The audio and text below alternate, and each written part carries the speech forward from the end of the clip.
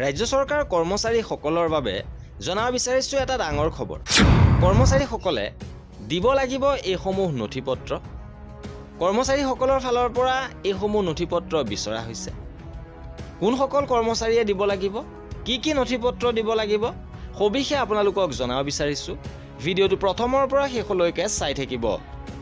যিসকল কৰ্মচাৰীয়ে 1-2-2005 পিছত যোগদান কৰিছে তেওঁলোকক তলত দিয়া নথিপত্ৰসমূহ জমা দিবলৈ কোৱা হৈছে।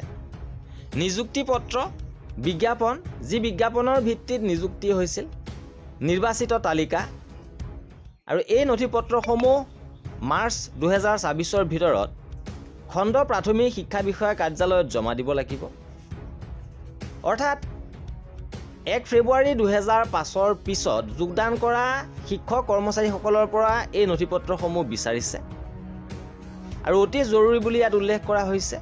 শেহতীয়াভাৱে অসম চৰকাৰৰ ডিৰেক্টৰ অফ এলিমেণ্টেৰী এডুকেশ্যনৰ ফালৰ পৰা এই নিৰ্দেশনা পত্ৰখন প্ৰেৰণ কৰিছিল ডিষ্ট্ৰিক্ট এলিমেণ্টেৰী এডুকেশ্যন অফিচাৰ সকললৈ, আৰু সেই অনুসাৰে এতিয়া জিলাই জিলাই এই নিৰ্দেশনা প্ৰেৰণ কৰা হৈছে যে শিক্ষক কৰ্মচাৰীসকলে এইসমূহ নথিপত্ৰ জমা দিব লাগে।